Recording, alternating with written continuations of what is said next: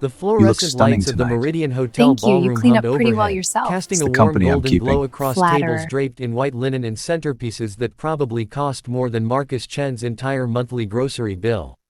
He stood near the edge of the room in his rented tuxedo, straightening his bow tie for the fourth time, reminding himself that the catering tip alone from this corporate gala would cover Lily's school shoes and maybe, just maybe, her ballet class for another month.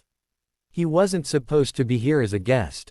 He was supposed to be invisible, the way working people always are at events like this, moving between tables, refilling champagne flutes, keeping the machine running smoothly while the executives laughed and clinked glasses and pretended the world was simple.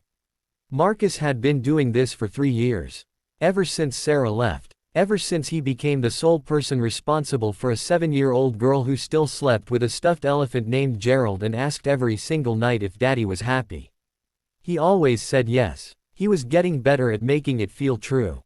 "Excuse me." The voice came sharp and low, cutting through the orchestra's warm-up notes.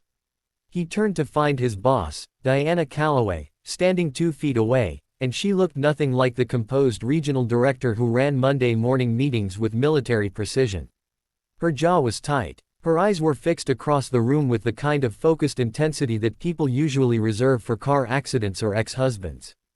Specifically, ex-husbands who had just walked in with women 10 years younger and smiles 10 times wider.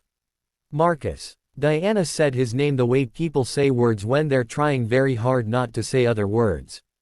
"I need a favor." He followed her gaze. Understood immediately. "Ms. Calloway. The dance floor opens in 4 minutes, she said quietly. He's watching me right now. He wants to see me fall apart. He's been waiting 2 years for it."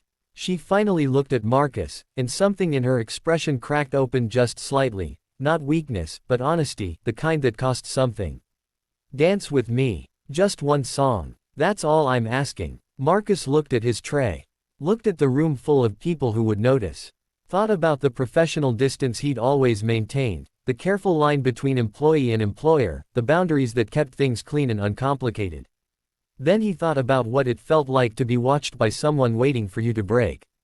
He knew that feeling. He'd felt it every time Sarah's mother called to check if he was managing, the word stretched thin with doubt. He'd felt it at parent-teacher conferences when he showed up alone. He'd felt it in grocery store checkout lines when Lily had a meltdown and strangers stared with their arms crossed. He knew exactly what it meant to have someone rooting for your failure. "You can do," he said simply. He set down his tray on a nearby table, straightened his already straight jacket, and offered his hand.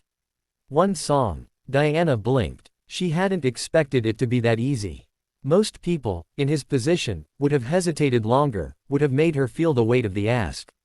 Marcus just offered his hand like it was nothing. Like helping people was the most natural thing in the world, because for him, it genuinely was. They stepped onto the floor as the orchestra eased into something slow and classic, the kind of song that every generation recognizes without knowing why. Diana placed her hand in his, and Marcus led with quiet confidence, not the showy confidence of men who've had dancing lessons, but the grounded steadiness of someone who's been carrying things for a long time and learned to make it look easy. "You know how to dance," she said, surprised. "My daughter makes me practice in the kitchen," he said. "She's very serious about proper form." Diana laughed. It came out before she could stop it, genuine, unguarded, the laugh of someone who'd forgotten for a moment that they were performing. She composed herself quickly, but the tension in her shoulders had dropped 2 inches. Across the room, her ex-husband, Daniel, watched with his arm around his companion, his expression shifting through several uncomfortable emotions before settling on something that looked like recalibration. He had come here expecting to see Diana stiff and solitary, nursing a glass of white wine at a corner table. He had not expected this. He had not expected her to look so genuinely at ease, so unbroken. He had not expected her to laugh like that. "He's staring," Diana murmured. "Let him," Marcus said. "You're not dancing for him." She looked up. "What do you mean?" "You asked me to help you look okay," Marcus said simply, his voice low enough that only she could hear it. "But you already look okay. You looked okay before the song started. Whatever you needed this for, it wasn't really about him watching."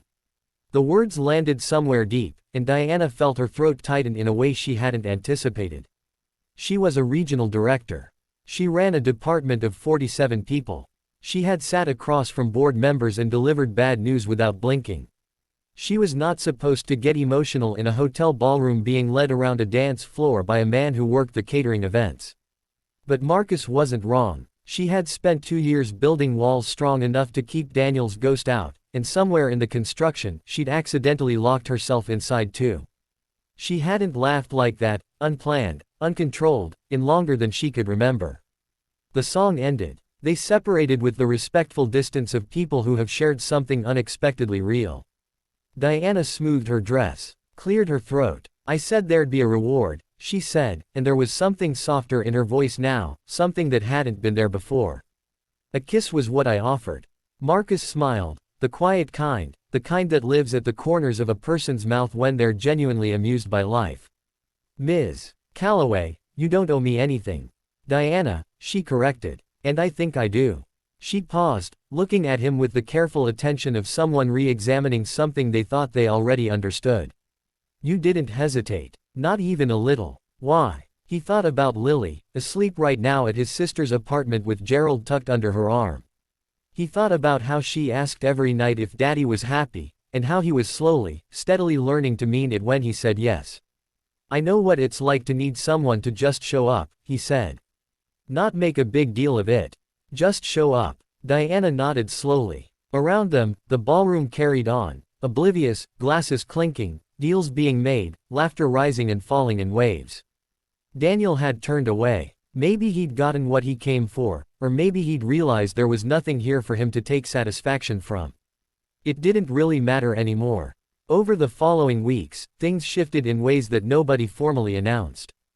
Diana started scheduling the catering staff breaks differently, making sure people had time to eat hot food. She learned the names of everyone on Marcus's team. She asked about his daughter once, casually, and he told her about the kitchen dancing and the stuffed elephant, and she laughed again in that same unguarded way. And Marcus, driving home after late events, windows down, city lights blurring past, found himself saying yes out loud to the empty car when he thought about the question Lily always asked, not performing it, not hoping it would become true eventually. Just yes, present tense, quietly and completely real. One dance. One moment of uncomplicated human decency. No grand gesture, no dramatic declaration, just a man who set down his tray and offered his hand because someone needed him to, and because that was simply who he'd chosen to be. Sometimes that's all it takes. Someone willing to just show up.